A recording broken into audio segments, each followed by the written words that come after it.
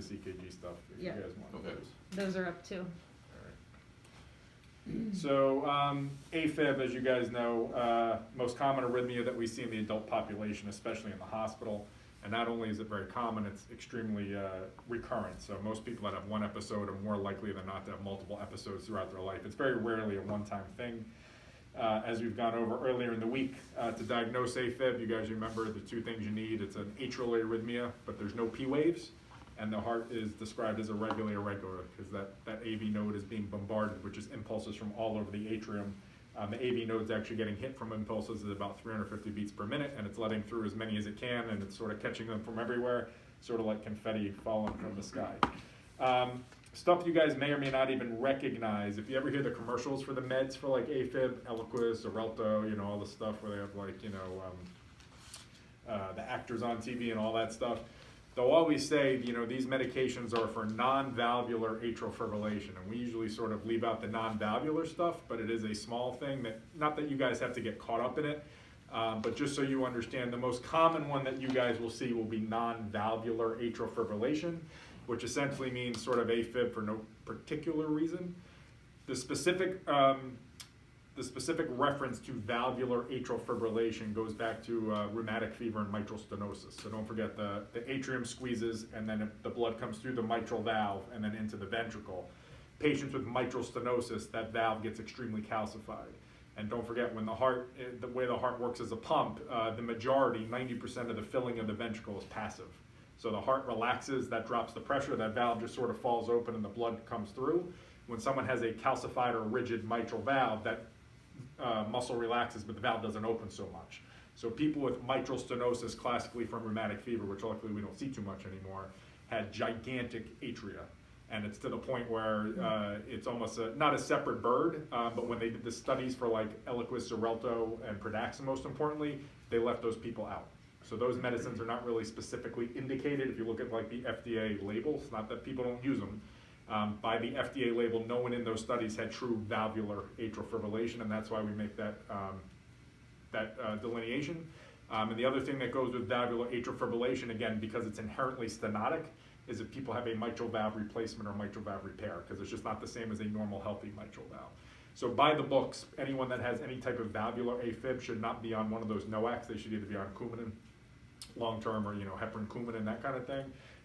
The patients that the Xarelto, Eliquis, all that kind of stuff are made for, you might want to sit over there. I know it's a little bit close. I just want to make sure you can see. Are for the non-valvular AFib, and that's mostly what you guys will see. So if somebody has AFib and you do an echo and you see they have stenosis, do you just imply they have valvular AFib as opposed to... Mitral stenosis, you mean? Oh, yeah. Yeah, so mitral stenosis is pretty uncommon. Okay. So the most mitral stenosis that we see now, as we age, just like you get arthritis in your joints and all that stuff, the mitral annulus, the mitral valve gets calcified. So we do have some like 80-year-old little old ladies walking around with like a mitral, we measure it by how much pressure is building up through the valve. So the most common mitral stenosis we see is like age or calcific, but it's still not all that common. If we see that they have, I'll have a couple patients along the way that, they come to me for a murmur, we start looking into things, and they're like in their 60s or 70s, and their aortic valve looks shot and their mitral valve looks shot. I'll always ask, did you have like a brother growing up, or did you have rheumatic fever as a kid? Those patients you should be sticking with, we would decide, by the book, you should be sticking with warfarin and Coumadin. Okay. So as you guys know, risk factors for atrial fibrillation, pick one, name one, everyone's got it. Age, hypertension, coronary disease, heart failure, chronic kidney disease, sleep apnea, obesity. There's some genetic predisposition. Drinkers get atrial fibrillation. There's something we like to call holiday heart, where famously at the Christmas parties, people don't drink too much, have a little too much, and they come in. People that have a acute PE or venous thromboembolias are higher risk, diabetics. Pretty much any adult patient, especially in this area of the woods where we work, has a risk factor for atrial fibrillation. So it's pretty ubiquitous. So not to get you guys caught up on this, but this is not a bad slide for you guys to look at. And as you guys know from the EKG stuff, I'm sort of a stickler for correct terminology, because I think that's the only way we can appropriately sort of talk to each other about things. Atrial fibrillation can really be classified into sort of 4 categories, okay? The one you guys are most worried about, and the one you guys call us most urgently about, and the one you guys most see and have to act on would be what we call paroxysmal atrial fibrillation. meaning someone is in a normal rhythm and then all of a sudden flips into it. That's the paroxysmal atrial fibrillation. And by definition, if someone has what we describe as paroxysmal atrial fibrillation, their episode of AFib lasts less than a week or less than 7 days, and then it goes away on its own. It paroxysms, it goes away on its own, okay? Very close to that is something we call persistent atrial fibrillation, which is this is more, not so much what you guys would see here unless they're really sick with a lot of other things and they like flip in an AFib on hospital day 2 and you guys are stuck dealing with ostomies and we're just sort of following along. After a week, if they're still in it, we start calling it persistent atrial fibrillation. And the fact that it's not going away on its own and we're gonna have to do something to get them back to normal puts it in that category, okay? A lot of people that have persistent episodes of atrial fibrillation also, if we put them on a monitor, have lots of little paroxysmal episodes, if that sort of makes sense. A lot of little short-lived episodes that come and go. The persistent ones are people that are in AFib for about a week and they're gonna be there until we do something like a cardioversion to get them out of it, all right? There was a landmark cardiology trial, I was still training, so it was probably around 2001, 2002, called the AFFIRM trial. It's when we really started using a lot of anticoagulation for atrial fibrillation, which I'll talk about in a little bit. Before like 2000, 2001, we really based all anticoagulation for AFib. We knew people needed it, but we sort of based it on their symptoms, what they told us. If they didn't tell us their heart was fluttering, we assumed that they were in sinus rhythm. And they were doing a lot of testing with amiodarone around that time. Could it keep you in a normal rhythm? Was it helpful? Did it keep you alive longer? And the biggest take-home point from that that study, one of them was like, holy crap, people having AFib when they're sleeping at night for 2 or 3 hours, it goes away, they have no idea that they're doing it, and people are having a lot more strokes than we ever gave them credit for. So that's when we started to really more aggressively anticoagulate people with AFib, but it's only been about the last 15 or 20 years. You guys won't really deal with what we call long-standing persistent. That's someone that's stuck in AFib for a year and we're still trying to get them out of it. Dr. Brennan, the electrophysiologist, Dr. Bott, those guys are sort of dealing with those patients where they've had like triablations, they have multiple trials of cardioversion. We're still working to get them out of it. And then either permanent or what you would call chronic atrial fibrillation. As you know, people can live in this rhythm. If they're older, they feel okay, their heart's doing okay, you do not have to get somebody out of atrial fibrillation if they're doing all right. So permanent means we know you're in AFib, you're not coming out of it on your own, and we've sort of given up trying to get you out of it. We've agreed between doctor and patient, we're just gonna let this sit. And that becomes important, I'll get to that slide in a minute, because someone in permanent atrial fibrillation, they're coming in the hospital on AFib, they're gonna leave the hospital on AFib, but what you do in the meantime if things change is what you have to sort of deal with things. That makes sense, everybody, with all definitions? So every patient that we, as a cardiologist, gets that has sort of a new diagnosis of atrial fibrillation, there's essentially 2 things that we have to assess and discuss with the patients. And I tell people they are 2 completely separate questions, almost like lane 1 and lane 2, and they don't really cross each other too much. Number 1 is, all right, you're in this arrhythmia, how much is it bothering you? Do you feel palpitations? As you guys know, you call us, oh, they don't feel good, oh, they have no idea they're in it. You know, it's like a 50-50 split as to whether people feel the atrial fibrillation or not. Some people just feel the tachycardia that goes with atrial fibrillation. Some people really don't feel in the rhythm itself. Don't forget, when the way the heart works, it fills and squeezes and fills and squeezes. The normal filling of the heart, like I said, 90% of it is passive. So the heart squeezes, the blood goes out to the body, and then the left ventricle relaxes. The mitral valve opens, the blood comes pouring in. But like the last 10% of the filling of the ventricle is your atrium contracting and letting the last sort of bit of blood come in. Most young, healthy people don't necessarily miss that last 10% of things, but some people, even if their heart is controlled, like they're in AFib and their rate's in the 80s, they miss what we call that atrial kick. They just don't feel great not having that last umph of things. And when it comes to it, the heart's a pump, so it's trying to be as efficient as possible. So the only analogy I can come up with it, you know, for the heart to go chamber to chamber to chamber and get rid of things, fill and squeeze and fill and squeeze, it works a lot more efficiently if it's in unison. If you remember back in the day, like the old fire departments that had to pass the buckets of water to get, you know, from the river to the house, they would be a lot more efficient if they were working together as opposed to one guy's bucket being upside down when the guy next to him is like that. So when the heart's jumping around in an atrial fibrillation, even though the heart itself is not necessarily getting weak, just the fact that the heart's sort of beating erratically and out of sequence, we say the whole system loses about 15% of its efficiency. Now, for anyone in this room, hopefully we wouldn't really notice that so much. But if you're like 75 years old and you already had a heart attack and your EF is only 40% on a good day, that 15% may be the difference between you feeling good and not feeling good, and it may prompt us to be a little more aggressive in making the rhythm go away. So it comes in all shapes and sizes. If they're 90 years old and it doesn't bother them, we say leave it alone. If you're 40 years old and you had to call out of work because your heart feels like it's racing every 3 days, obviously we're going to be aggressive. We want you to feel good. So that's the first question you have to answer with the person. How much is this really bothering you? The second separate question, as you guys know, is do you need to be on a blood thinner?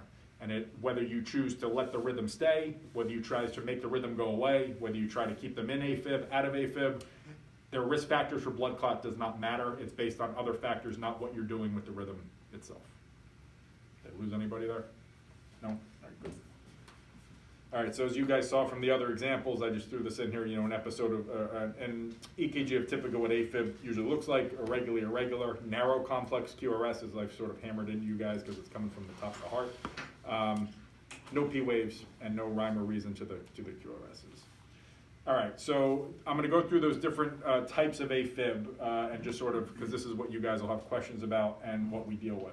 So the first one and the most straightforward one and the easiest one is patients that are in that permanent atrial fibrillation. We expect them to be in it. They walk into the hospital in AFib. They're going to walk out of the hospital in AFib. What to do in between? So the best way for you guys to think about these patients is pretty much like we talked when we were doing the arrhythmias, like sinus rhythm, okay? If someone has atrial fibrillation, now the heart by itself is, when it's in AFib, the atrium's racing, the ventricle's trying to keep up. A lot of these people need medication to keep the heart under control. But if they come in with an acute abdomen, if they come in with a hemoglobin of 5, if they come in with februm sepsis, just like we'd expect someone to develop sinus tachycardia, we're going to expect their heart to start racing. It's a physiologic response to what's going on. The other thing that starts to confound things in the patients with atrial fibrillation is if they're sick, if they're septic, if they're hypotensive, you may have to start holding some of the medications that are usually keeping their heart rate at bay. So when someone that has permanent atrial fibrillation, the thing is if they walk in, or you can look at an EKG from a week before they were sick, and they're in AFib in the 70s, and all of a sudden they're in AFib in the 120s, their heart didn't change. Something changed to make their heart start doing that. Either we had to take away their meds, or they're sick as stink, or there's something acute going on. So as much as we try to ride them through with, changing into shorter acting IV meds, adding something like the Joxin that will not affect the blood pressure at all, something even temporary, a short-term cardizem drip, they could hang in the 70s to begin with, so they are very capable of having rate-controlled atrial fibrillation. The million-dollar thing is to fix the underlying problem, and they will end up right back where they started. Now, sometimes, based on how rough their hospital stay has been, there's a lot of ups and downs between there, but there's nothing fancy from a cardiology standpoint that you can do in those patients besides weather the storm, essentially, okay? So that's where, if they come in on 100 of metoprolol, 300 of diltiazem, you guys need an MPO for abdomen stuff, whatever it may be, they're intubated. This is when we'll try to pick some type of equivalent dose of IV stuff just to ride them through. But we would expect some ebbs and flows until they feel better. Just like if any of us developed acute, just got shot in the belly and all of a sudden our heart rate jumped up to 130, sinus tach, the answer wouldn't be give extra metoprolol, it would be fix the stomach, all right? That makes sense to everybody? Okay. So the more specific one, I know there's a lot of stuff on this slide, but you guys will have copies of. The one you guys most commonly deal with and causes the most hospital involvement is the paroxysmal atrial fibrillation. Someone is in sinus rhythm, and then all of a sudden, for whatever reason, 7 a.m., 3 a.m., 2 p.m., something happens and they flip into atrial fibrillation. You guys see it all the time. They're on telemetry. Again, sometimes they feel it, sometimes they don't. They may or may not have symptoms. But you usually will, because all of a sudden, instead of the heart listening to that sinus node at 60 to 80 beats per minute or 80 to 100 beats per minute, the atrium's going to race. You often see the ventricular rate shoot up and start racing, and that's what gets everybody's, everybody's angst up, particularly on non-telemetry floors, and makes us decide we have to do something about it. When someone flips into atrial fibrillation and we decide we have to do something about it, the two key terms that we end up talking about, at least from a cardiologist perspective, there's rate control and there's rhythm control, okay? Rate control means we know you're AFib, we're just trying to slow you down a little bit, and we'll see what we do about making this go away if it doesn't go away on its own. That's your guy's goal, is just to rate control them. Rhythm control is when we start getting involved, start picking either fancier medications or planning a cardio version or something of that sort to say, all right, enough of this, we have to make this go away. But a rhythm control, and I put it right on here, a rhythm control strategy should involve a cardiologist, there's no doubt, okay? Now that being said, I already told you paroxysmal atrial fibrillation goes away spontaneously in less than 7 days. Sometimes just repleting their electrolytes or giving some IV metoprolol, it will make it go away on its own. You sort of settle the fire, the brush goes out, and the heart flips back to normal. But you shouldn't take credit or blame for doing something like that. Your goal by giving some of the medicines I mentioned at the bottom, metoprolol, diltiazem, or even some digoxin, all these medicines that slow the AV node, your purpose in giving those medications is not to flip the heart back to normal. You're just trying to slow things down. But sometimes in that process, nature takes care of it for us, okay? So you guys are pretty comfortable and see these medicines a lot, especially in the NPO people that you guys deal with. Metoprolol, usually about 5 milligrams. It's got a relatively long half-life, so you give it every couple hours. Diltiazem IV has an extremely short half-life. That's why it has to run through a drip. You usually give a bolus and then the drip. It's a very nice drug to use. I don't know how familiar you guys are with digoxin. Digoxin is a very old-school medication. It messes with the sodium potassium pump in the cell membranes. It works nicely by enhancing your vagal tone. It slows down the AV node. So don't forget your sympathetic, parasympathetic nervous systems. It's not one is on or off. They're sort of always balancing each other like a seesaw. The parasympathetic that slows things down, relaxes things, the digoxin will sort of enhance the tone on the AV node and try to slow things down a little bit. As you know, digoxin is a little bit of a limited medication as far as it's got a pretty narrow therapeutic window. It can't be cleared renally if they have renal disease, nor can it be cleared with dialysis. You have to be very careful. I think I just... Yeah, that's fine. Very careful giving it to patients with renal disease. In the acute setting, you can give digoxin to someone with bad kidney disease. You just want to lower the dose that you're going to give them. In a normal, healthy person, we usually load someone with digoxin over about 24 hours. I usually give a 0.5 milligram, and then 6 hours later, 0.25, and then 6 hours after that, 0.25, like I give them about a milligram over a day. If someone has like a creatinine of 2.1 and they're in the ICU, they're on pressors, I have nothing else I can give them because they have no blood pressure, I'll give them like 0.25 and then another 0.25 and see how we can do. But you're really fighting an uphill battle in those people. So do you give it to people who don't have CHF? Digoxin. Mm-hmm. So it's not usually my first line agent. It is a decent rate controlling agent. It's nice in the elderly. They tend to slow down very nicely with it. Someone in your age group, our age group, would probably blow right through it because you still have such good adrenergic drive. You would blow through it. It's a nice medicine to use if you can't use the other ones because you don't have a lot of blood pressure to work with. Digoxin will not lower your blood pressure. You do have to make sure their potassium and magnesium are well repleted before you give it because it can be pro-arrhythmic. It can start causing ventricular arrhythmia. You're not looking to make a bad situation worse. In the chronic setting, digoxin has a use as a medication for people with congestive heart failure unrelated to atrial fibrillation. So that's a very, very low dose. They take it on a chronic day-to-day basis and helps with some of their symptoms. So that's almost a completely separate indication for the medication. So yes, in certain situations, if we have nothing else we can give, there's not much else you can give for these people sometimes. It's usually like sort of the last thing we keep in our tool chest. It'll get them slowed down pretty quickly though. And then you sort of ride it out. Again, all in the meantime, when I wrote it in here, you're always trying to make whatever's going on better here. If there's something that they're in here for besides the AFib, God forbid COVID, pneumonia, sepsis, UTI, whatever's the underlying precipitator for this, you try to make that go away in the meantime, and then we see where the dust settles out after that. How often do you have to get a level of that? That you would probably get a different answer from a lot of different people. I do not check levels very often, especially if I'm only going to use 1 day's worth and then sort of see how it goes. Yeah. If you're going to put someone on it and then put them on a maintenance dose, I would usually get a level like 1 to 2 days after I start it.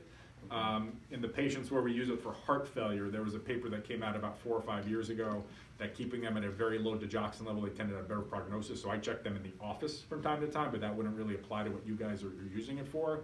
If you ask a cardiologist in their 70s, when you check a digoxin level, they would tell you only if they think if they're dig toxic. Like we used to not, I was always trained until this new data started coming out. Don't check a dig level unless you think they're dig toxic. Who the hell cares? It's not going to change what you do for them. Okay. And there are some things you guys would not be expected to pick this up on an EKG, but there's certain things we see on EKGs that makes us think, is this dig toxicity? But I wouldn't expect you guys to know all the ins and outs of that kind of thing. And then for the cardioversion dosing, I know Yep. the nurse's protocol goes up to 15. Correct. I've had some come up and be like, hey, it's not working, can we go up to 20? Yeah, so it used to be 20, and then they found that 15 is sort of the max best dose. I don't know, I don't think, you're probably sort of plateauing. If you looked at the dose response curve, I'm guessing you're a little plateaued at that point. You're not gonna do any harm by going up to 20. They're asking, because they've been here for a while, and about Yeah, 3 years people that ago, know they what dropped they're it. doing, whether Yeah, they they do. dropped it from 20 to 15. You're not gonna hurt anybody. So if it's not working, they went up to 20. Yeah, so then you start to add a second agent like IV metoprolol, IV, or load them with some DIG, and the DIG will slow them down nicely. The thing with the digoxin is you gotta be careful how much, is that really gonna help? Are you gonna stick with that on day 3, day 4, and all that kind of stuff? But it'll buy you some sleep at night, all right, 1 dose. But just, the hardest thing, and I complain about this with Epic, and it's not, I'm not whining about it, but one of my biggest complaints with Epic and this EMR is it's very hard to tell what meds have been given before. Like you try to look, you used to be able to look through the book and then, all right. So the only way I can get myself into trouble with it, I'm on call, one of my partners is on call Tuesday, someone else is on Wednesday. You guys have some of these patients, we do too, they're here for 11 days. I don't know if Dr. Fucci gave 0.5 a DIG 2 days ago, and for me to try to find it at Epic and 3 in the morning is not easy. Sometimes the nurse's software I think is a little better than ours. So just be cautious if you guys are passing patients on that you're not gonna give 0.5 a DIG, and then the next night, he said DIG. And next thing you know, they've gotten 3 doses of the stuff in the last 3 shifts, and then all of a sudden you got a problem on your hands. So that's the one thing with the digoxin that I don't love, especially with the Epic from the one, the view I use. I find it very difficult to find out what's actually been given along the way, because they're one-time pills, they don't stay on the thing sometimes. So just make sure people haven't gotten a lot of it as you're starting to give more of it, okay? For the paroxysmal, are you gonna talk more later, because I will wait about like kind of your algorithm for this is what I'm gonna do first, this is how long I'm gonna wait, this is what I'm gonna do second? No, not so much, because I think everybody's different. So here, I've worked at a couple places, and here people are very comfortable with the cardizem drip. So it's actually probably that would be if someone called me with rapid AFib and I'm either trying to get back to sleep or just buy some time, if they have blood pressure, and you don't need a ton of blood pressure to work with, I would start with the diltiazem drip. You can use blood pressure. You just go right I typically use diltiazem just because it's so easily titratable for the nurses. Yeah. Now, in certain situations, if they're younger, I will sometimes use the IV, metoprolol. A lot depends on what's going on in the background. So don't forget, some people, this is why this can become an all-expansive talk. You guys won't get involved with these cases necessarily, but we have patients that walk into this hospital are purely here because of an episode of atrial fibrillation. We're gonna fix their AFib and they're gonna go home. We also have patients that walk into this hospital with pneumonia, UTI, and sepsis who develop atrial fibrillation. We gotta try to fix those problems, and then they're gonna go home.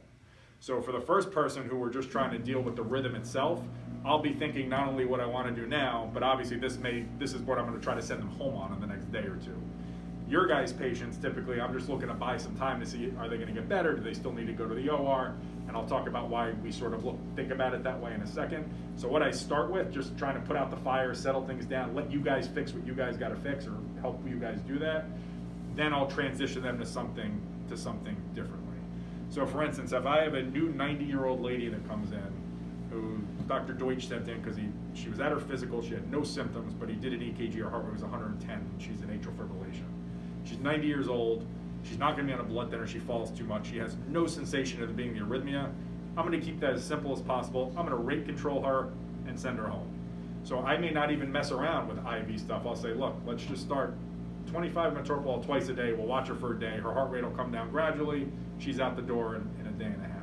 As opposed to your guys, people like, oh, we've got an NG tube in, or everybody is a little bit different as far as that stuff goes. And then you go to other facilities. The reason I say this facility is nice is everyone's very comfortable with the diltiazem. I did some moonlighting at like Westerly, and if they flip into AFib there, if they need IV diltiazem, they have to go to the ICU. That's how like low level the hospital is there. So it's like Can you do that on the floor here? Here you can do it on telemetry floors. So you can E3, E4, they can do it. So that makes it that's why it's probably in our toolbox first, because it's the most titratable. You have a lot of control over it. You can always add the metoprolol onto it, but you go work somewhere else and they look at me like I'm crazy. I'm like, well, I'm not gonna waste an ICU bed for IV diltiazem. So they use a lot of like IV metoprolol. So I think like a classic example we have is like you do laparotomy with someone and then like day 3 they fluid Boom. chip back in, Right. they go into AFib. Is it easier to just put them on cardizem because then when you diurese them, they're probably gonna Correct, yeah, and that's probably what we would do. Yep, or if either it's really dealer's choice what you feel most comfortable with, how many phone calls you're willing to deal with. The nice thing about the diltiazem, it's written right there. The nurses know what to do with it. You write the order, they get the power to titrate it, and it takes a lot of stuff off. If you do the low pressure, there's a chance that it didn't work enough. Right, then they may call you too, I gave it, it's still high, should it be Q4, should it be, it's just a little bit more, but you're not doing any harm by picking either of those. I've historically was kind of taught to try the 5 and low pressure. If it didn't, go to 20 IV push cardizem. That didn't do it, then just put them on the cardizem drip and then call you back. Yeah, so that's not a bad approach. The only thing I would say is 20 IV cardizem push is a pretty hefty dose, and that's going to hit them quickly. And the thing is, the reason they do a cardizem drip is because the IV cardizem is going to wear out very quickly. So you're almost looking to get the cat back in the bag, and then the drip sort of is trying to zip the bag while you're doing it. So I would sort of, I think there's no problem with that. If I was designing it, and again, this is more art than science. I can't show you a paper that says you got to do it this way. 5 of IV low pressure never hurt anybody. Then I would probably, I don't usually use much more than 10 of IV cardizem and then get the drip going. You could always give them a 10 more if you needed it. That's how I would typically do it. And then, like you said, let us know if it's not working or it doesn't go away in the next 3 or 4 hours, something like that. So if you want to put them on a drip, do you have to bolus them? Is that part of the? You don't have to. If the blood pressure is a little soft, you can go without it. Don't forget, this whole thing with the heart being a pump and trying to be efficient, it's a little bit paradoxical, but if the heart's like, if someone's in AFib at like 150, their blood pressure may be like 110, and a lot of that may be because it's so irregular and sort of inefficient at the moment. Even though you're giving a blood pressure lowering drug, you're also slowing the heart rate down.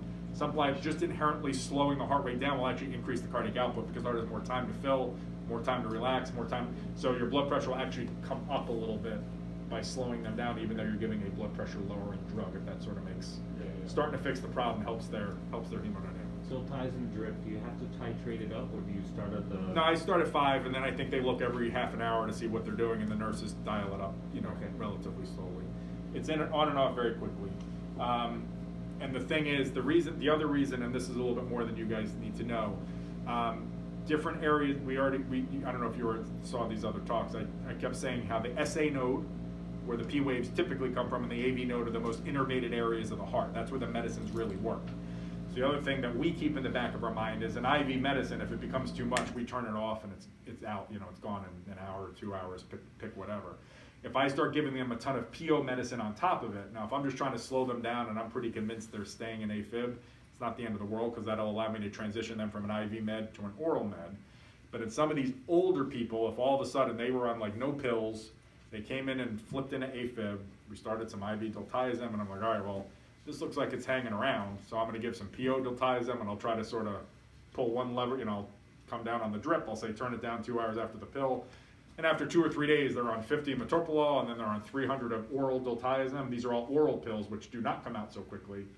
If they decide to all of a sudden flip back to sinus rhythm, now all of a sudden they have all this extra medication on board that their sinus node can't handle, and they become extremely bradycardic.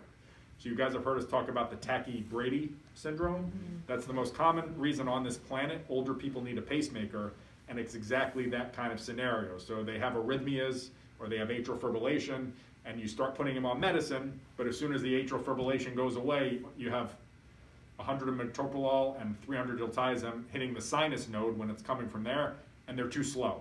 So then you back off on the medicine, and what happens? The AFib comes back, so they're racing again. So you give them more medicine, they flip out, and then the heart's too slow again. So when you're in AFib, your heart can handle a lot of medicine because that AV node needs help slowing down. As soon as that atrial fibrillation goes away, it can be very easy to be over-medicated all of a sudden. So what a pacemaker does not fix anything. It just sets the lower rate that your heart will ever be allowed to go.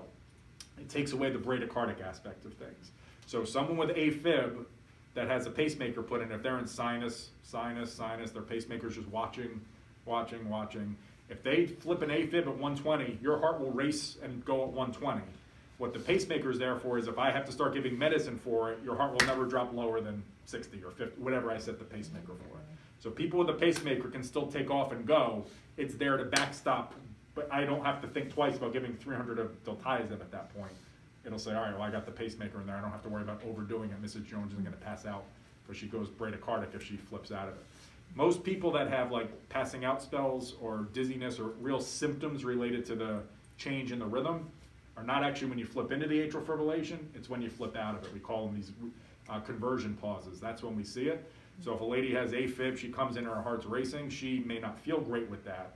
But God forbid she's ever gonna pass out or faint, it'll be when the AFib goes away, the sinus node doesn't kick back in right away, so they get like this 5-second pause. It's a compensatory pause. You got it, and then all of a sudden, and then if you throw that, you know, not only does her, she's 85 years old, not only is her, I always joke with my patients, because when I have to cardiovert them, I have to have them sign consent.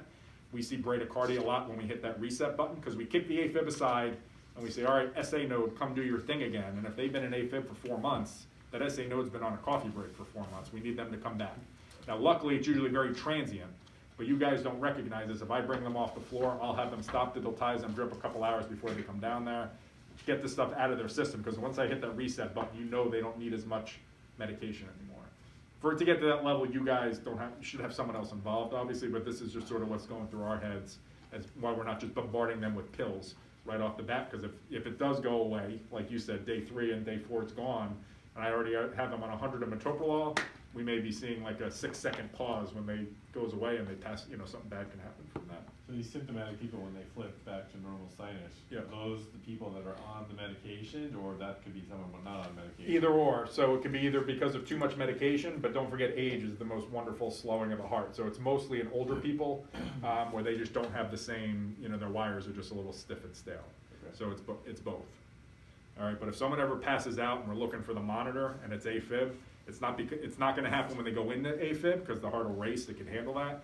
If the heart decides to all of a sudden flip out of it, often you see this pause before your next P wave actually finally comes through, and all it takes is 4 or 5 seconds, and that's enough for an old person to hit the ground.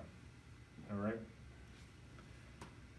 So the second thing that goes with this, remember I told you there's 2 conversations. We talked about someone flipped into the rhythm. Are they symptomatic? Do they feel it? Do they not? Almost inherently, if they're tachycardic, just to make ourselves feel better, we want to slow the heart rate down, and that's your guys' job, is to give them some medicine on board to slow that ventricular response. You guys know from me harping on you all week, you're slowing the AV node, and that allows the rhythm to sort of relax a little bit. And again, some people it's easier said than done. The second thing is, and it's a completely separate conversation, what to do about a blood thinner in these people. And that's why oftentimes when you guys call us, when you're not even doing this job, from the other side of the fence, from the surgical fence, you call me with AFib, the first thing I always ask you guys is, well, what's the story? Can they be anticoagulated? Because I got to sort of know that going into it. Have they been to the OR? Are they having bleeding issues? Are they not going to the OR? Are you guys done with them? Because that helps me plan my attack for the second question that I have to answer as the cardiologist. Can they be on a blood thinner, and what should I pick? All right. So it's very rare that if someone's in AFib for less than 24 hours that they will develop a blood clot in the heart. Usually the classic teaching was 48 to 72 hours. Now they think it's a little bit less than that. It can still happen once people go have an episode of AFib. But if it's less than 24 hours, if it's 6 hours of AFib, for someone to buy them, you know, lifelong anticoagulation. Don't forget, these meds do not come without risk. Putting someone on a blood thinner every day for the rest of their life, you guys see that from the surgical side also. That comes with its own set of headaches. It's not a benign medicine to put someone on, so that's why you have to give it a lot of thought before you sentence someone to lifelong anticoagulation, all right? The reason it's a big thing for us, and this sort of, I think, helps you guys a little bit to understand our thinking sometimes and maybe relieve some of your frustration with us.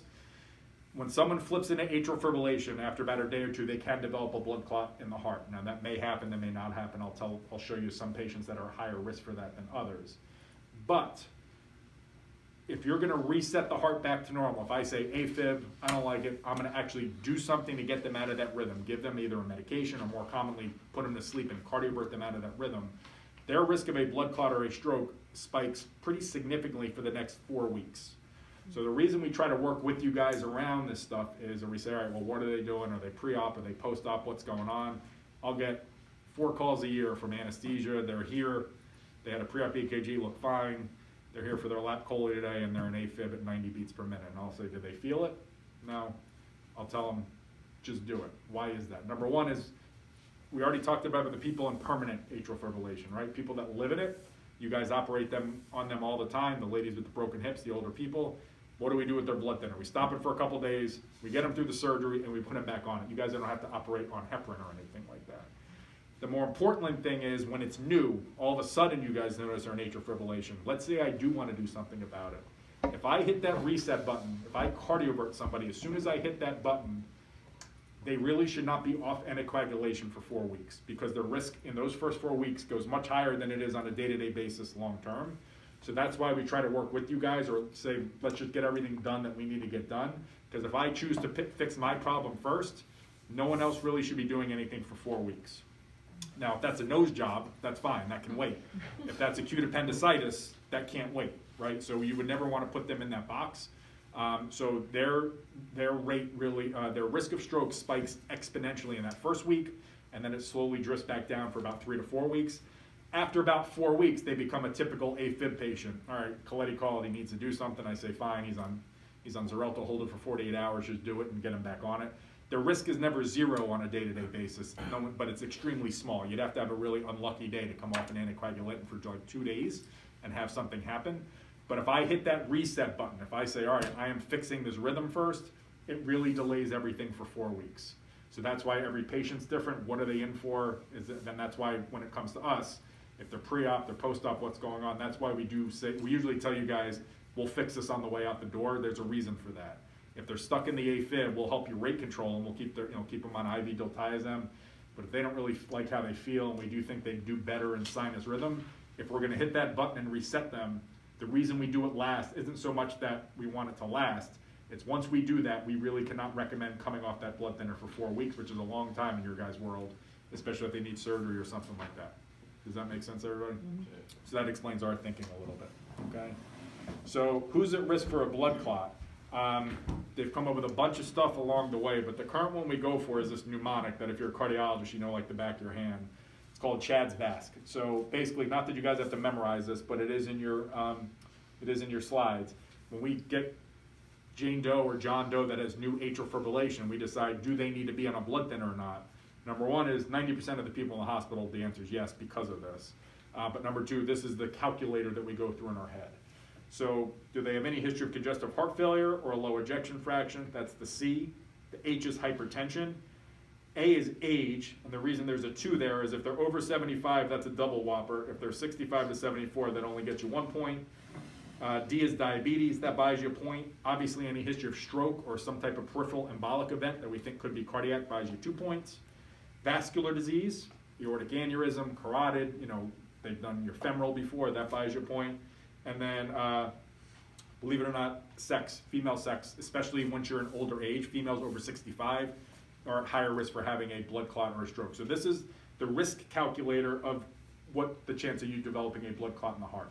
If you're 25 years old, we don't count the female thing against you. It's only if you have something else to go with it. The female sex makes it a little bit higher risk. And you can see if anyone has a score greater than 1, so 2 or above, the risk, the benefit of anticoagulation outweighs the risk. So it does not take much in this patient. You have a 68-year-old lady with hypertension, develops atrial fibrillation, she should be anticoagulated. A 74-year-old guy, a 75-year-old guy is nothing, anticoagulated. I mean, how much diabetes, hypertension we see by itself? There's your 2 points right there, right? Yeah. So 0, they're pretty confident that nobody needs it. And we do have some zeros. The holiday heart thing, some guy that's never really drank before, has too many one night, he has no meds, no risk factors. We fix it, we're pretty sure that this is all from the booze. We'll say, typically the risk of an anticoagulation to be on a blood thinner every year, different models for different patients, but I usually say the risk of being on a blood thinner is about 1 to 1.5% per year that you're gonna have some type of major bleed along the way. And the reason you can see here, if your CHAD score is 0, your chance of having some type of blood clotting event in the next year is 0, so it doesn't buy you a blood thinner. I'm gonna skip 1 for a second, because 1, no one really knows what to do with. If you get to 2, if your score is 2, your risk of a thromboembolic event is 2.2% per year. Now that doesn't sound bad, right? All right, 98% chance I'm not having a stroke. But if you have this rhythm for 5 years, all of a sudden you're at 10% risk of having a stroke over those 5 years, and strokes are bad things.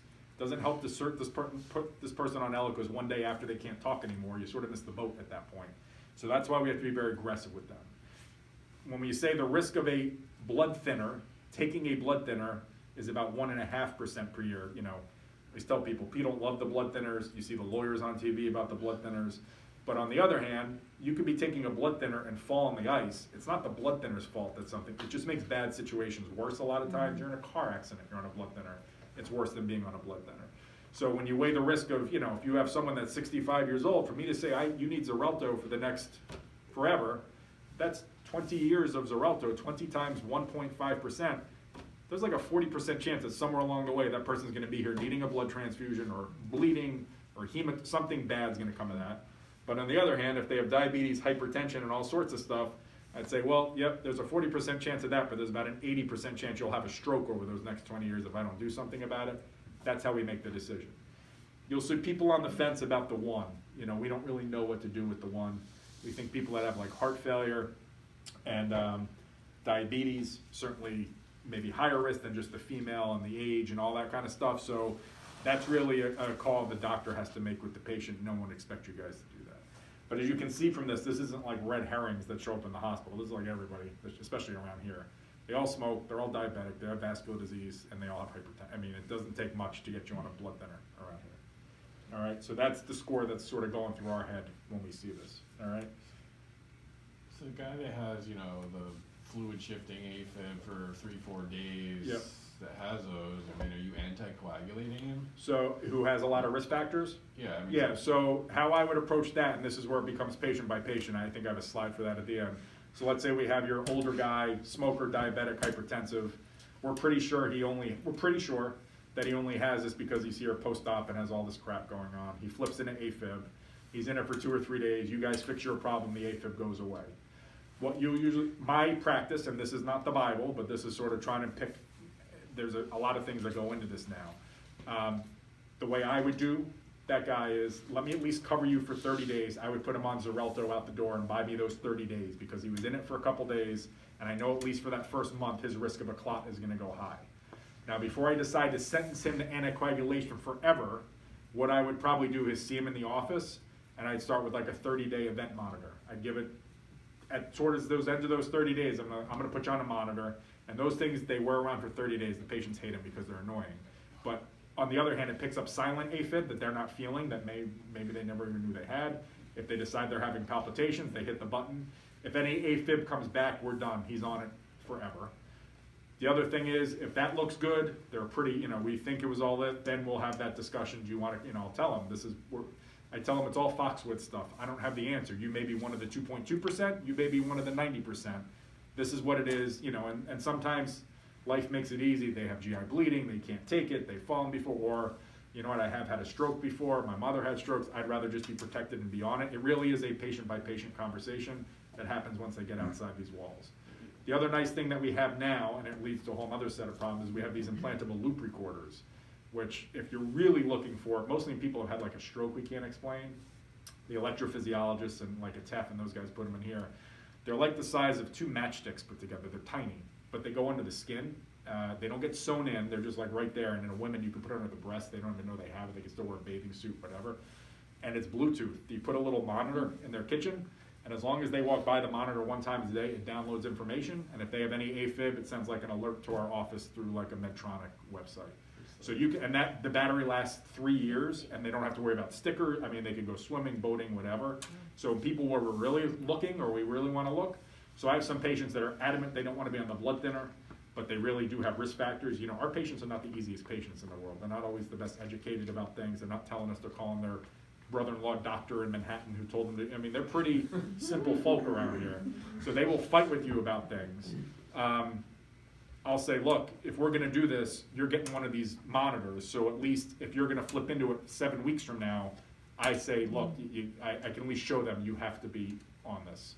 So that's a strategy that we use long term. No, I feel, I mean, obviously, you guys are gonna say one thing and surgeons say another. I feel like we kind of discount people who come in on anticoagulation. Oh, it's just AFib, you know, everybody's dragging their feet to put them back on their blood thinner, you know, because, you know, the orthos don't want a hematoma, they're post-op. Yeah, well, surgeons don't want, you know, but at the same time, you can't fix a stroke, you can fix a exactly. So hematoma. the only way I could phrase it is I always put it in my letter. Yes, it's obviously hedging. I'm like, you could stop it 2 days before these new ones, and I always say, please start it as soon as safely possible post-operative. So ideally, we would start that next night or the night after. That being said, when we, a lot of times with the warfarin, we used to bridge these people. They'd start getting shots of Lovenox. That was my next thing. Do you bridge the Coumadin anymore? Very rarely, because there was more, don't forget, if the patient screws up their Coumadin, or they stop it for 2 days, and then they take a shot of Lovenox, everyone metabolizes Coumadin differently. and their INR was still 2 point, even 1.9, and they just gave themselves a slug of 100 of Lovenox, it led to more complications, actually. The only patients that we will bridge are the people that have like mechanical heart valves, really low, really a lot of high, what we call high risk things. And it's that mitral position, like that valvular atrial fibrillation, or the real high risk people. So those people I would still bridge. Is your stroke risk the same for permanent versus paroxysmal? Yep. It is. Yeah, that's why, like I said, it's a separate lane. How you're gonna treat it has nothing to do with their risk of stroke. So they're two completely separate conversations, and we have to sort of have with the patient and go through things. Whether we leave it alone or try to fix it, versus whether you need to be on a blood thinner or not. Our strategy has nothing to do with whether or not they need this in the background. So when I'm talking about this, I see this, I do this for a living, don't forget, I see, 2 of these a week in my office, and it's incidentally picked up. My first comment, I'm like, we have to talk about these two things. You're 70, you're hypertensive diabetic, you're gonna be on a blood thinner. That one's done. The next question is, how much is this bothering you? Did Dr. Deutsch tell you you're in it? Did you go see him because you couldn't breathe or you had palpitations? A lot of people it starts getting in their head and they'll be like, well, I think I'm okay, but now I sort of feel like my heart's racing, everyone. Sometimes the only way to know, but that being said, sometimes the only way to know how much it's bothering them is to try to make it go away. So what I'll say is, all right, I'm not convinced that it's bothering you, but sometimes, we don't always have the most robust patients either. What I will tell the patients is, I will bring you over, we will do it, you'll be on a blood thinner, I will cardiovert you, and I tell them right before I make them go to sleep, and I tell the family member that's sitting right there, because I'm not overly concerned about them. Their rate's good. I'm like, the only reason we're doing this is to see if they feel better. So I want you to keep bugging them for the next 2 weeks to say, do you feel better? Do you feel like you got a B12 shot, energetic? And if they do, then I will work real hard to keep them in sinus rhythm. If they come for their follow-up 3 weeks after my cardioversion, I'm like, I don't know whether you did something or not, I can't tell the difference. And I'll try to trick them. I'll be like, oh, how you feeling? I'm like, oh, doc, I feel great, that was awesome. And I'm like, well, you're back at AFib, you didn't realize it. So then I'll be like, it helps me say, like, we don't have to keep, the only reason we keep really trying to keep people in normal rhythm is to try to make them feel better. There's very few other reasons to do it besides that. All right? With AFib, I thought there was like a physiologic component of fluid overload and atrial stretch. Is that correct or no? As the cause? So we have these volume depleted septic patients, we're cramming them with fluids. I'd say it's probably that, but probably not that simple. So one reason the AFib likes to stay around is just like any other tissue. Like if you guys are doing someone's belly for the 4th time, scar tissue. If you do biopsies of patients that live in atrial fibrillation and look at a biopsy of their atrium, there's actually scar tissue like in the atrium. The atrium gets stretched out, it gets scar tissue. In your guy's situation, I think it's fluid, I think it's adrenergic tone, I think it's unhealthy hearts a lot of times to go in it. The longer you're in AFib, the harder it is to get someone out of it. We used to base it just on atrial size, so we'd look at an echo if their atrium was gigantic, which we see sometimes, it's all stretched out for whatever reason, we'd say, this ain't really gonna work, and I still say that now, but we sometimes try. I think there's more to, it's probably not quite that simple, but in your guys' cases, it's more, the first thing we will give a thought when you guys call is there some reversible cause here that's definitely precipitating this? But the only reason I bring it up for you guys is when they leave, they do always get a follow-up with us, and it's very rare that we just like drop it. We usually say, all right, you're gonna get a, like we keep looking for, we don't stop looking for it just because it happened for a good reason here. That's part of me giving you sides, like we keep looking for this afterwards because it's so common to come back. And sometimes the one episode we saw, they've been having episodes at home for 3 years that they never knew they had before. If we can change the risk of a stroke, then we at least did some good. My question was that if we see somebody in the nuance at AFib, do we then look at their eyes and nose and look, are they so grossly fluid positive? I think it could go both ways. Okay. Yeah, I think it could go, they could be grossly positive. We do it sometimes, and the hospital calls their sodium's 154. They're grossly dry. It's just, I think it's more the stress of the situation than that. Okay. What you're talking about is, don't forget, from that stuff we went over, that atrium, it's got to organize the beat. So it's definitely known that, those atrium are very thin tissues, that people that have hypertension for many years, well, we're always focused on the ventricle, what's their EF. The atrium, as we age, gets stretched out in a lot of people. Just that's how it handles the stress and the wear and tear. It doesn't know how to do it. It just starts to get bigger. And in bigger atrium, it can be harder to keep the rhythm organized and keep them in sinus rhythm. But the acute setting, they could be dehydrated, they could be volume overloaded, they could be febrile, it could be a bunch of stuff. All right? So, like I said, that's the sort of score that we have in the back of our mind when we're talking about people, and then we sort of have to pick the anticoagulant that we go with. So this is again why we get you guys involved. What's the situation? If they're on their way out the door, we're going to probably want to pick an agent that we know they're going to take when they leave. So we'll go right to an Eliquis or a Xarelto. Those newer blood thinners were remarkable discoveries for our line of work. Number one, warfarin sucks. It's very hard to manage. Patients hate it. Everyone metabolizes it differently. These new ones, if I give you a dose of Eliquis, you're pretty much fully anticoagulated like 3 hours after you take it. So even our ER, we've had trouble, changing their practice. They still throw them right on ivory heparin. I'm like, if it's just an AFib admission, they don't have any of this other stuff going on, like, I'll shut it off. I'm like, just give me Eliquis tonight. Now, one thing I will do that's a reality around here that you guys don't have to deal with, I will usually have the case managers call the pharmacy because it does me no good, as you saw the risk. If I start someone on Eliquis, I cardiovert them, we kick them out, and then they go to the pharmacy and go, this is $400, I can't pay for that. Then they're sitting there as a sitting duck, and then don't forget, if I said, all right, well, we're gonna put you on Coumadin now, they may have 5 days before the Coumadin kicks in. I almost have to put them back in the hospital to get that dealt with. So my practice, and not everyone does it, but I just, those phone calls, it takes us one of those on a weekend and it drives you nuts. I will have the case manager send something over to Rite Aid, be like, talk to the patient, like, look, this is what it's gonna be for at least the next 30 days. Can you swing it? On their way out the door. Now, on the other hand, if you guys first need to take them to the OR, but it's not gonna be for 2 or 3 days, or need to do something, or there's some concern with bleeding, as you know, we'll start with the IV heparin, we'll start with Lovenox, something much shorter acting, something we can take off, reverse, and that's where it's more art than science. But from the cardiology side of the fence, to you guys starting IV heparin in the middle of the night, it's never gonna, that's gonna be the safest, quickest, and least long-term harm with things. So don't ever feel uncomfortable doing that. But I'm trying to talk to you guys from my perspective. When we start to say, all right, which one do they need? There's a lot of things that go into it because this is probably going to be a long-term thing for them. And even if not long-term, it's going to probably at least be 30 days, 30 days to 6 weeks. All right. So depending on the situation, that's what it's in there. And I reminded you guys in there, and again in the slides, when we start picking the Eliquis, the Xarelto, the Pradaxa, what we call the novel or the newer anticoagulants, they're only FDA approved for that non-valvular atrial fibrillation. So if someone has a mitral valve replacement, someone has mitral stenosis, which you won't see too often, we should by the books be picking warfarin or Coumadin.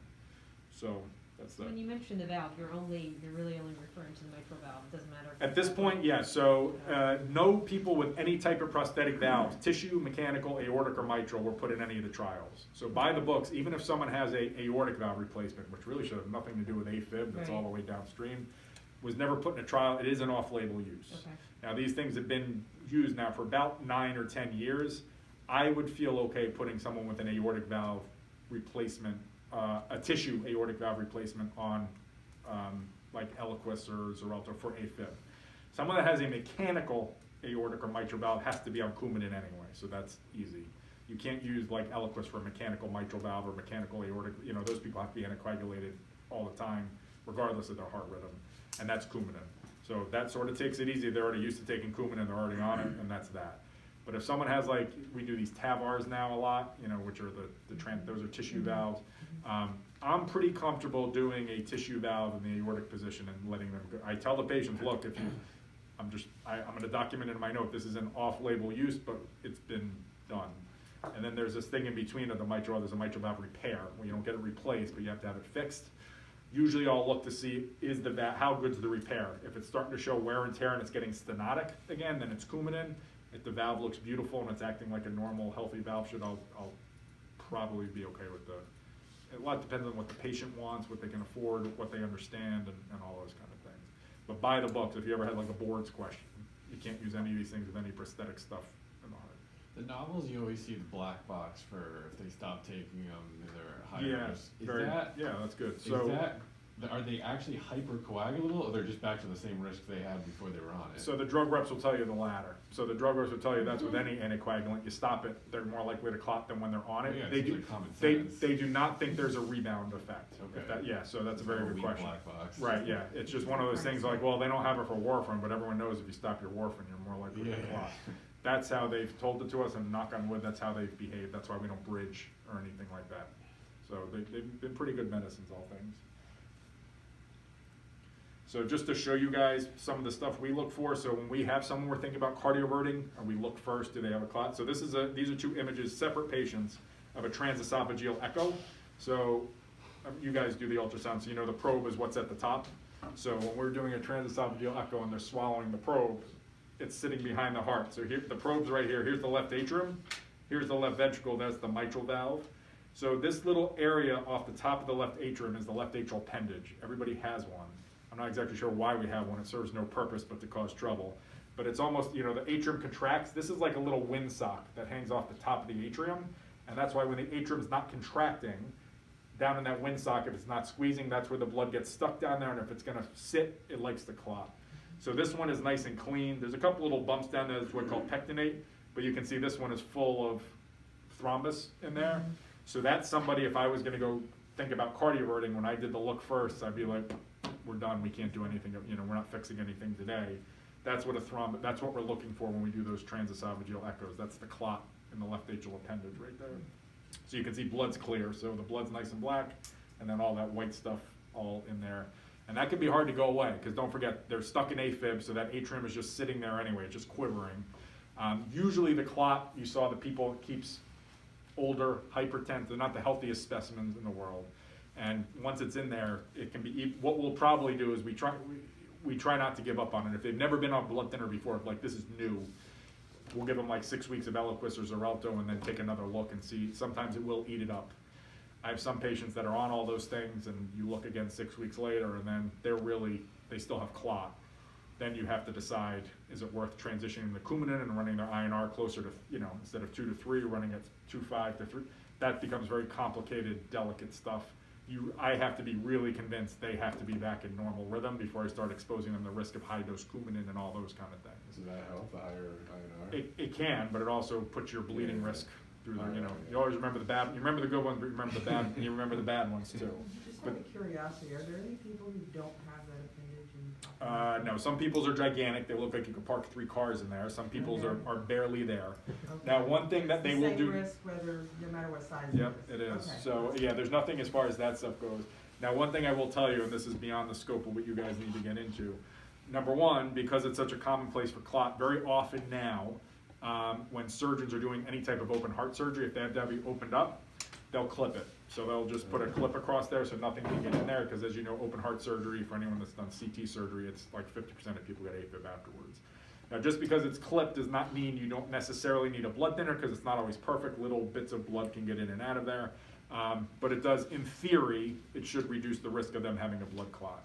The second thing is there are devices out. I didn't put them in this talk because I didn't think this is what you focus on. But if you guys ever look at something called a Watchman device, if you ever get online and look at it, for people that are stuck in AFib, it's a long-term chronic issue. They're like very high risk, or not high, very high risk of having a stroke, but for some reason cannot be on a long-term anticoagulation. They got stomach ulcers. They got, you know, diverticulosis. They have invented a device that goes up through the leg, and it's literally called a left atrial appendage occluder. It goes in there, they blow up a balloon, and they leave it there, and it eventually endothelializes and closes off the balloon. It's non-inferior to being on anticoagulation, so it doesn't take your stroke risk away completely, but it's got FDA approval. It's been out for about 5 years now. It's got FDA approval to, you know, get you off anticoagulation. You basically get the device put in. You have to stay in the hospital overnight. You have to be on anticoagulation at least 45 days afterwards just to let the thing endothelialize and get in there. They will do another TEE about 6 weeks later to see how the thing looks to make sure there's no major leaks. And if things look good, you can come off your blood thinner at that point. I think I have 2 people in my practice that have it. So you have to have a compelling indication to not be on a blood thinner to get that? You have to have a reason where you should, yeah, Like pretty you much. say, Yeah, I you don't don't have to. Other places in the country, we're pretty conservative in the Northeast. You go down to Florida, out to Arizona, it's like the Wild West. They'll put them in the second they find Some guy you. could just say, I don't wanna take it. Yeah, and then they do it. But don't forget, this is a, you know, AFib, as much as it's a pain in the ass, as someone who's trained around here, like do no harm is the first rule. Like, you have an 80-year-old, there's a significant risk when they put that balloon in. You have patients that get tamponade, they get perf. I mean, they take something that's relatively straightforward and makes it very complicated very quickly. So, but some patients I have it. I have one lady who, she had sort of like, she's got early like Alzheimer's. all the risk factors, but she keeps having this orthostatic like syncope. She just can't, she's banged herself up. She just can't be on the blood thinner. So she had one of these put in about 3 months ago, and we got her through we were like, just sit in bed for those 45 days. And then after that, I mean, it worked okay. So you'll probably see more of these going on. Who does those, interventional cardiology? Typically interventional cardiology. There's one guy at Hartford, their program's not quite as adult, but I've been working with one guy to see who's gonna do them out there. And then there's 2 guys at Yale that do them, but they're not run of the mill. I mean, they're approved, they're not experimental. Yeah. But their clinic probably meets like once every 3 months. I mean, it's not like TAVRs where they're doing 12 people a week. It's like, you gotta pick and choose. And again, don't forget, the people you're thinking about this, and just like you guys see, are not the world's best surgical case. I mean, you're talking about someone getting intubated, putting big sheaths in their groin, putting something in the heart. I mean, when you're talking about that with like an 87-year-old lady, you know, like, am I really gonna do this? Does she really want this? Versus taking her chances, just not taking, I mean, you gotta let the patient have some input. Now, if they're 65 and they're diabetic and you know that this is gonna be a 30-year issue and they fall or they have diverticulo, you know, something, Crohn's, where they just can't take it, to me, that's a stronger argument. But the people that you're starting to think about this, and sometimes are just is the risk of the procedure worth what you're gonna get out of it? And that's a patient-by-patient thing. Yeah. But that's what those devices are looking to include. So this you had sort of jumped to already. We talked about this already. As far as, you know, the episode of AFib may terminate spontaneously, like the guy you already brought up. So then we decide what should we do, and it's typically at least cover them for the 30 days. Then we will look as an outpatient at the monitor. We may say, hey, you're an older person, this isn't bothering you. We may just rate control you, keep you in the atrial fibrillation, let you live there, but then we have to determine whether or not you need a blood thinning medication. Most of them do. And when you hear about rhythm control, again, this is us getting involved. When we say, all right, you're in this, you're either stuck in it, you don't feel good in it, your LV function's down, we want to get you back to normal rhythm. That's obviously cardiology involvement at that point. And this is when you start hearing us start using these medicines. You see sotalol, amiodarone, sometimes you'll see like propafenone, flecainide. Those are what we call anti-arrhythmic drugs. They're just that, they're anti-arrhythmia. They try to keep you in the normal rhythm. They all come with their own set of baggage. For the ones on the bottom, you have to have a pristinely healthy heart to use, or it can cause VT and VF, so we don't use those anymore. In older people, amiodarone is pretty benign as far as its use. The heart can handle it, but as you know, amiodarone has a lot of systemic side effects. It's got iodine in it. It gets in your eyes, it gets in your thyroid, it gets in your liver, it gets in your lungs. So if you're 87 years old, who cares? But at 55 years old, you have to think long and hard. Do you want to expose someone like that to decades of that kind of medication? The one we use a lot is sotalol. It's a beta blocker with special properties to help keep the heart in the normal rhythm. But because it messes with the cell membranes, it can prolong the QT interval. And I mentioned this the other day. Anyone with sotalol, that's the reason we put them in the hospital for 72 hours to watch their QT as they're starting it. It's also renally cleared, so as they get older, it can be harder. If their creatinine's like 1.5, you end up using very low doses. It's not all that effective. Those are medicines that we will use to help keep someone in normal sinus rhythm. Now, very rarely do we jump right to that. These are people that have usually had multiple episodes of AFib. They keep coming back, or no matter what we do, you know, we sort of work our way up the ladder with these things because they all carry their own set of baggage. So we don't love using these medications. But if someone like has to call out of work like every 3 weeks because they flip an AFib, at some point, some person may say, screw it, give me whatever you got. I mean, I got to live my life here, and that gets back to that whole first conversation. How much is this really bothering you?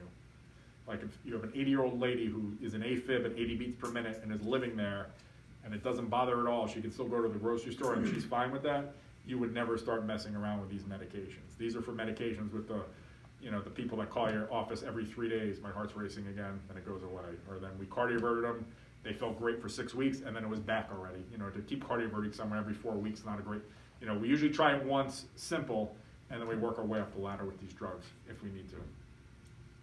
And again, the biggest take home from the anticoagulation, it takes about 24 hours for a clot to form. I'd say once a year, if you truly, this is not something for you guys, but just so you understand how I use this calculator and all that stuff, we have some young patients that do have occasional atrial fibrillation. If they're very young, they're very reliable, they'll use their Fitbit, something to take their pulse every day, and they feel like $1 million, and all of a sudden they're in the shower getting ready for work and they feel like their heart's racing, and they come right to the ER. It's only been there for a couple hours. They can, like, I put not 100%, like 150% certain they were like in a normal rhythm the last day or so. and they have no risk factors for a clot. They're 30 years old, they don't have hypertension, like there's nothing. I will occasionally just say, all right, without looking, I'll just zap them in the ER, put them on a couple weeks of anticoagulation and send them out. But that's not the rule. That's not something you guys should be running to do. You really should be. It's very rare that you guys would have to cardiac rip somebody out of AFib.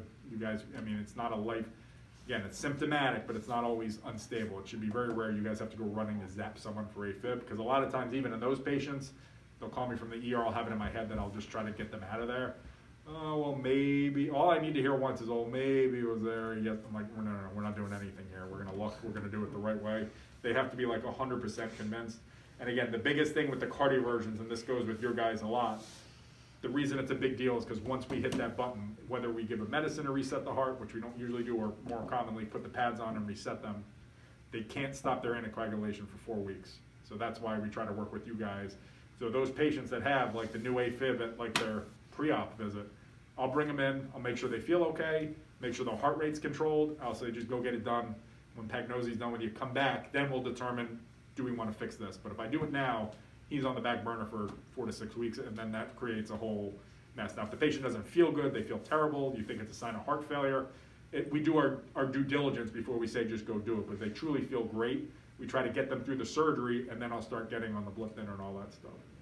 We're very spoiled now because we have those, you know, the NOACs, we have the Eliquis. I can put them on something even for a week.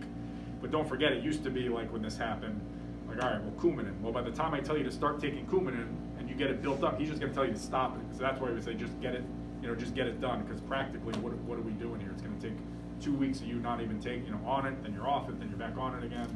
That's why we say just try to get it done. So if they're, you know, messing around that 30-day pre-op window, you'll put them on a NOAC for a week? Sometimes I'll talk to those guys like, what are you doing? Does it need to be done? And they're like, no, it's not urgent. So I'll say, what I'll do is, all right, well, they don't feel, I'll make sure their echo doesn't show like an EF of like 10% out of the blue. I'll make sure they feel okay. I'll make sure the heart rate's, you know, well controlled under 100. And I'll say, just start this. And when he gives you the date, just stop it, you know, depending on the procedure, 48 hours. And then afterwards, I'll say, all right, how do you really feel? Do we want to try to reset you and all that kind of stuff?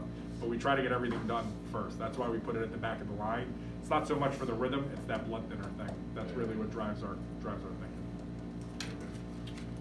That's it. That's all I got. Thank you. Thank you very much.